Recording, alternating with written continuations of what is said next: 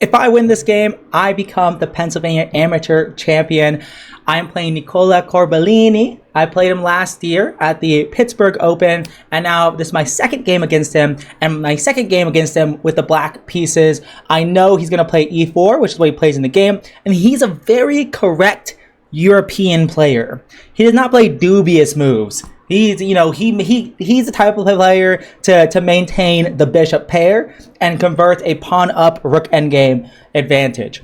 Very correct, and I have seen him play a decent amount. Yeah, I've been a director at some of the tournaments he's played at, and he's a professor at Penn State University. So very, very cool. I get the opportunity to play him on board one in the final game of this tournament. So there's 4 people with 3.5 out of 4. So there's Milo from New York City. There's Kevin Shen, who I drew, and Nicola and me. Nicola probably has better tiebreak. So if all 4 of us draw, Nicola probably wins. Because Milo is from New York City, so he's not eligible for the title of PA Amateur Champion. And Kevin Shen, I think I have better tiebreaks than him, because I play stronger opponents than him on average. So really, if I draw this game, I might win the title, but probably not. So I have to try my best here. I play d6. I'm going to play the Philidor. I'm going to play the e5 on move 3. And I'm going to, I could play the Caro-Kann like I did my last game against Nicola. But in that game, we got a very solid position. And I really wanted to switch things up against him, because I think I'd be taking it too easy on him if we did play the Caro-Kann, because we played like 12 moves of theory or something like that. So I played e5. He played knight f3, and this is the most principled approach. Against this move order, I take on d4 and play bishop e7. Another way to approach this is play knight bd7 and then c6, and maintain the tension. I don't do that. So last time I had this position was against Daniela Fitzsimmons, a 12-year-old in Maryland, and this game proceeded exactly the same,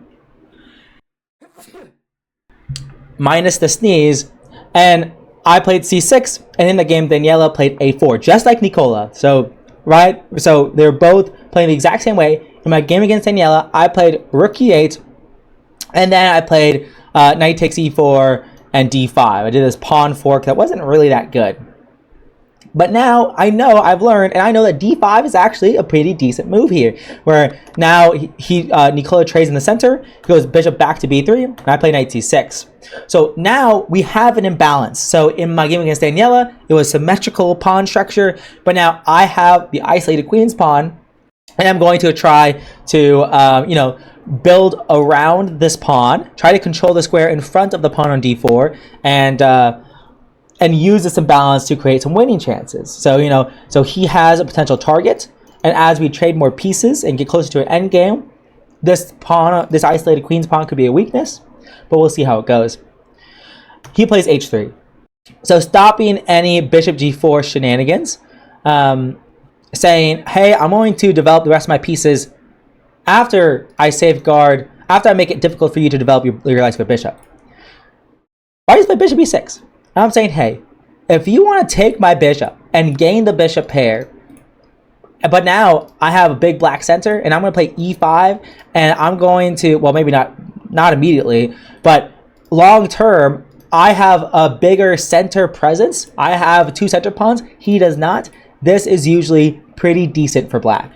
This is not bad for black to have 2 pawns in the center, and it kind of resembles actually the same pawn structure that you can get in some Caro-Kanns actually. So I bet bishop e6. He didn't take. Bishop e6 also guards the pawn on d5 one more time, but also just gets closer to connecting the rooks. He plays rook e1, threatening my bishop, so it only has 1 defender. He has 2 attackers on it. I play queen d7, just defending and connecting my rooks, and I can bring both my rooks into the center whenever I want. And now he plays bishop f4. He said after the game that maybe bishop f4 was not the best move, because now I play bishop c5, attacking the knight twice. He has a couple options here. He can move his knight back from c3 to e2, to guard the knight one more time. And then he can probably try to play c3 and safeguard this d4 square. So the side that's playing against the isolated queen's pawn, they want to control the square in front of the isolated queen's pawn. So this is one way to do that. I forget what I was going to do if he did play this move. I could go knight e4 like I did in the game. After c3, this knight is now pinned, because if this knight moved, the f-pawn would be hanging. So maybe we just continue developing with rook e8, rook c8, and the game just keeps going on. But instead he went knight b5, knight c b5. And it's actually kind of a very interesting move. Because if I go a6, saying, aha, you have to move your knight back, you're so dumb. Well, he can go knight c7 here. Attacking my rook, attacking my bishop. If I go rook c8, well, let me jump back. After a6, he doesn't have to go knight c7. He can go knight takes e6 here, attacking my bishop on c5. So if I take, he takes, attacking my queen, and now I'm just lost. The position, this is game over. So after, and if he takes, I can take, and then now he can play knight c7, and the knight guards e8. So after the rook moves, I just lose a pawn, and I get forked. Not a happy time for me and me. Not very happy. So knight cb5 is actually a very tricky move, and it actually reminds me of a very similar game that I got back in 2025 on my 7-game lose streak. I actually lost 7 games in a row, and it was a very similar position where it was actually an e4, e5 game where I got an isolated queen's pawn, and my opponent with knight c6 to knight b4, and then rerouted their knight to d4. So that's one thing. Like, this knight defends this other knight.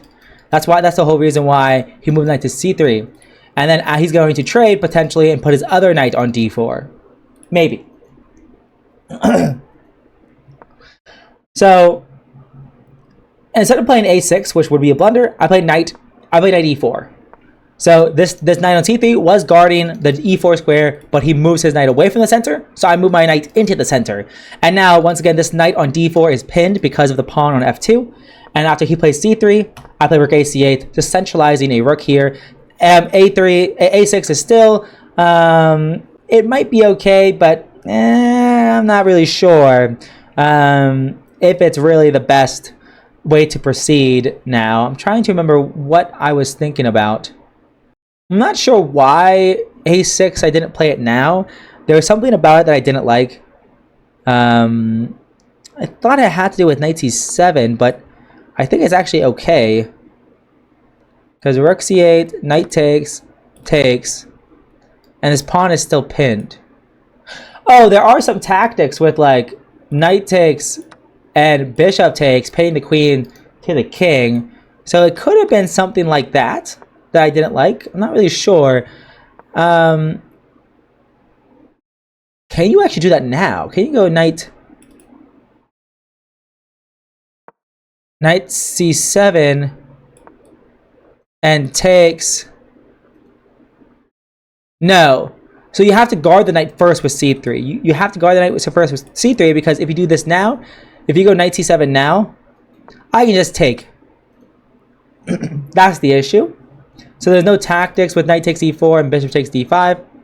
Knight takes e4, knight takes e6, and bishop takes d5, because I can give up the my rook for 2 pieces here. That's why he plays c3 first. So now he's setting up knight c7, knight takes e6, sacrificing his knight to get the pin of my queen to my king. So I go rook c8, centralizing my rook, stopping knight c7 from happening. Now he goes bishop c2. And I was very happy in this position because I predicted all of his moves. Like I after knight b5, I thought he would go c3 and bishop c2. And I was very happy with that. So I played a6. And now he's kind of forced to trade the knight on e4. Because if he goes back, now I have a couple options. One thing I could do is just take the knight on d4 He has to take it back with the pawn. I go bishop e4, attacking the rook. Rook e3, or let's say rook e3, for example. And now my bishop is on a very nice square. Maybe I'll take on a3 at some point. Maybe not. Maybe I'll go bishop f5. And this is actually kind of similar to what happened in the game, but his knight's on a3. When this knight is not very good on this a3 square. So I think that alone, the quality of our knights are night and day. No pun intended. So because of being forced to bring his knight to a3, he's actually kind of forced to go bishop takes e4. If I take, now he can take, I think he can take here. What would he have taken? If I took here, he could take, wait, why didn't this happen? This actually doesn't look that bad. I actually don't know why I was afraid here. I guess in a lot of cases, white can go knight b3. No, white can't go knight b3. Knight b3, I would just take and then take. So, and if knight takes, queen takes, knight d4, maybe this is what Nicola was thinking about. Yeah, maybe this is what he liked. As it takes, pawn takes. Now he has IQP though, so maybe I should have gone for this. I'm not sure. There was a reason why I didn't take, but I don't remember why. I don't remember why I didn't like this. Instead, I took on a6. So now his bishop is hanging, so he has to retreat, or else he'd be down a pawn. And now, originally, I was gonna take the knight on d4. After pawn takes, play bishop takes d4, taking the center pawn. He would sacrifice his bishop and then take my bishop, and now material is equal. Because if he took back my bishop immediately, his bishop on c2 is hanging, and now I'd be up a pawn. So he has to do a desperado, and just take my pawn first, and then take my bishop on d4. That was my original plan, but then I realized something particularly nasty, and that is queen d3. Queen d3 is a pretty cold shower, because queen e3 threatens checkmate here. I can't stop it with bishop f5 because then he would just take. And if I go g6, to stop the checkmate, well, now he takes. And after I take his bishop, he goes bishop h6, threatening checkmate on g7. And if I stop it with f6, then I was like, oh my goodness gravy, this doesn't seem like a very happy time for me at all. Maybe he can just take the pawn on b5. Try to get in. Actually, my bishop is hanging. My rook is hanging on h8. Yeah, this would be threatening checkmate and threatening the rook on f8. So that alone is good enough to win the game.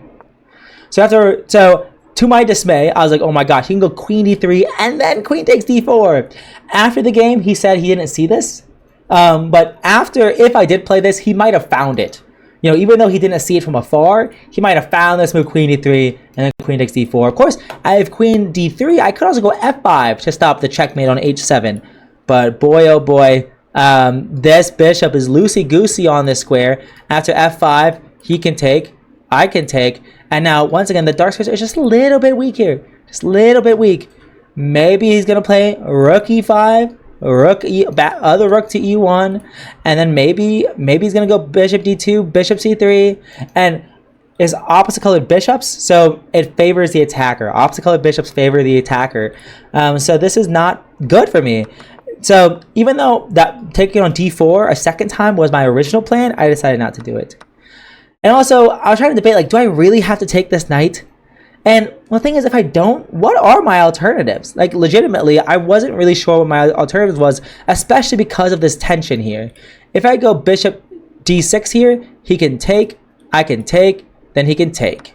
And I'm just a clean pawn down in this position with a target on d5. This is just bad news bears.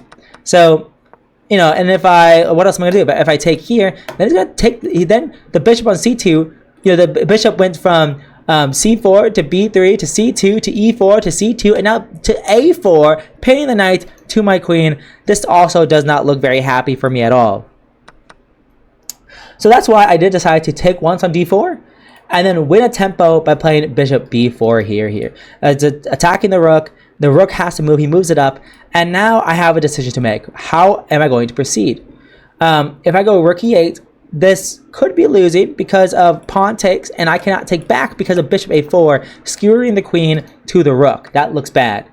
If I take immediately, well, now the bishop takes, and actually my queen doesn't have that many squares.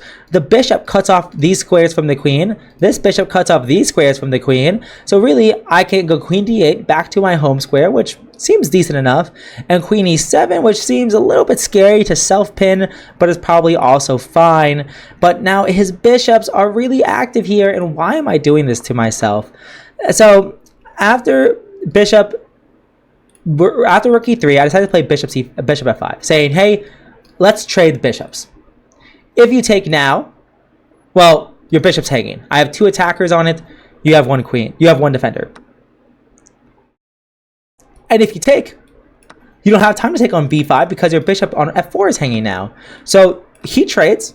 I'm attacking his bishop. He plays rook f3, and now he gains a tempo because now bishop d6 is a threat. So if I just do nothing, if I play h6, he can play bishop d6 here, attacking the rook, attacking the bishop, attacking the queen. I lose. So that's why after rook f3, I have a couple decisions. I could go queen c2. After queen c2, he would most likely trade, take the pawn on b5, and then maybe this is okay. Maybe this is okay. He also doesn't have to let this pawn hang. Maybe he could defend it with rook b1. Or with b3, more likely b3, that's the way he would defend it. And then if I take, he takes back, and I guess this is probably okay. He's not up a pawn in this variation, so maybe this is okay. In hindsight, maybe queen c2 is what I should have done. But after queen c2, actually after trades, he also has this move rook b3 here, which is really annoying, defending his pawn, attacking my bishop. If I go back with my bishop anywhere, he takes the pawn, and now I'm just a clean pawn down with no compensation, and I'm a sad camper. So that's why instead of queen c2, I play queen d7 here, defending my pawn. And he attacks my bishop. I go rook c4, defending my bishop laterally, and now he takes on b5. This is where I probably should not take this pawn. I probably should not. He's up a pawn, but it is a doubled b pawn. For now, what I probably should do, I should probably play h6 at some point. I can maybe double up, maybe play rook e8 here. Rook e8 seems totally fine. I'm threatening rook e1 check. So then he'd have to give up his queen. That seems totally fine and normal. But then I was kind of worried about bishop d2. Bishop d2 here. If I trade, now he has no issues here, and he's up a pawn. And I was like, do I really want him to be up a pawn? Is there any reason I need to play like this? But in all honesty, I'm probably okay. I can just play h6. And what does he do here? Does he try to infiltrate? If he tries to infiltrate, I can play rook e4. And now I'm attacking this d pawn. And how do you defend it? If you try to play passively, I will get my pawn back. And now I got my rook sandwich. The Oreo sandwich over here, and now I've got my pawn back and I have no issues. So I probably should have left this pawn on b5 and continue solidifying my position by making looks for my king to avoid back rank checkmate and putting my rook on the open file. But instead of that, I was like, nah, I'll just take the pawn. I believe I am losing after bishop d6. At the very least, after rook e8, I'm definitely losing. After rook e8, I originally thought that if he goes rook c1, I can go rook e1 check. And then if he sacrifices his queen, I can take, and then after he takes my queen, I can take his rook, and I'm setting up a discovered check, winning his bishop. So even after I take his rook, and if he takes my pawn, I can go bishop b4 check, checking him, winning the bishop, and defending against back rank checkmate. And I was like, this is great. But then I realized if he plays rook c1, if I take and he takes and I take, he's not going to take my queen. You know, if he takes my bishop, I'm taking his rook. But then I realized, oh shoot, he can take my rook, and if I take his rook, it's checkmate. And I was like, oh no, I missed that rook c1 is possible because of back rank checkmate. So if he had played rook c1, I think I lose the game. Because what's the threat? Well, if I do nothing, he can take. After I take back, he takes. He removes a defender of my bishop on b4 by trading on c4. If I trade here, same issue. There's no way for me to defend my bishop on b4. And after queen rook c2, if I double up, bishop c5. And I was trying to calculate this while he was thinking, but luckily for me, he didn't play rook c1. He played a different move, but this is why I think I'm losing. Maybe I can play b6 here, attacking his bishop. And if he trades, I can take, but then he can take, so I think I'm losing. I think playing b6 is too slow. So I think I lose the game on the spot. So instead of rook e8, maybe I play rook c8. Because now rook c1 is not possible, because I would just take. And if he plays bishop c5, now rook c1, he has one tempo is too slow, so now I can play b6. So I think this is the way for me not to lose. I have to play queen takes, I can play queen, I cannot take this pawn, but after I take the pawn, after bishop d6, I have to play rook fc8 here. That's the only way for me to survive. But instead I go rook e8, and luckily for me, he plays queen d2, liquidating.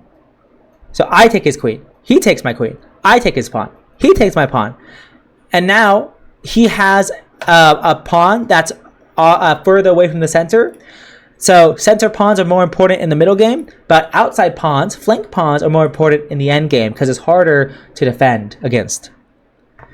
I play h6, avoiding back rank checkmate, and now he doubles up his rooks on the 7th rank, and now I really don't have any issues here because I give a check, moves his king, I give a check, he takes, we trade, and now my rook guards the f7 pawn, and now I'm simply doing okay here.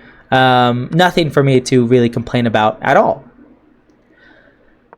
He goes king g3, attacking my rook. I go back, and now he goes rook e7. And here, you know, it's the lazy thing to do is just trading without thinking. Trading without thinking is very dangerous. It might be okay, but it's dangerous. Because, you know, you may be thinking, oh, well, you know, I'm just going to go rook b6 here, attacking his pawn. And then he can defend passively. But now his rook, what is his rook doing? Cutting off my king. I can't get my king forward. If I try to push my pawn, try to deflect his rook away from the defense of d3, of the b2 pawn. So if I try to use my pawn to deflect the rook's defense of the b2 pawn, he can just blockade it. And then after I try to start moving my king, he can take with his king. And if I try to defend the pawn, now he can bring his king closer to my rook. And if I bring my king closer, he can attack with tempo. And then attack with tempo. And what am I going to do here? If I go back, now he's going to take, and now he's just up a pawn. This is not good for me. Maybe it's still a draw, but this is a lot to calculate, actually. So I did not like the idea of him cutting off my king. And if I go king f8 now, he can still probably just go rook e2 to try to fend off stop my king from being developed. And if I play rook e6, this endgame is very, very dangerous here because of b4, and I can maybe stop the pawn, and maybe he shouldn't even push. Maybe he should play b4 once, and then start moving his king over, or just move his king over first, and like this.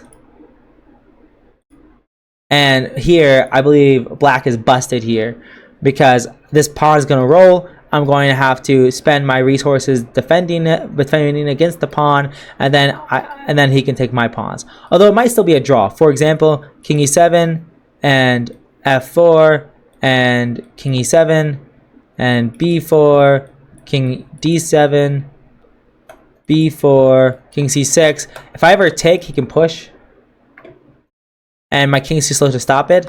So actually, even here, he can go king c6.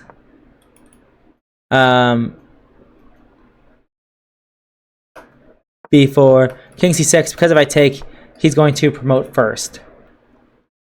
And my king can't stop his pawn. So the endgame is very worrying. I'm very worried in this endgame in many situations. Although, wait, I'm black there. So maybe... So I guess that endgame was fine. I was a little bit worried that it was going to be lost, but I guess it's fine. So I was a bit worried to go straight into the single rook endgame. So I go rook e6. Rook e6. Which is kind of a funny move. My rook almost gets to e7 to trade, but doesn't. But then he trades. He plays rook d7. I play rook b6. He takes my pawn, offers a draw. I accept. On the other board, Kevin Shen was winning the game, but then Milo swindled him in the last moments, using a pawn deflection a tactic to win Kevin's queen. And so Milo wins the game, and Nicola and I tie for second. And at the end of the day, I gain about 12 points or 16 points or something like that. Like 18 points. I gained 18 points. And I'm up to 1982 now. I'm up to 1982. And yeah, this was a pretty tense game. But I'm going to end it there. And I'll see you guys next one. Peace.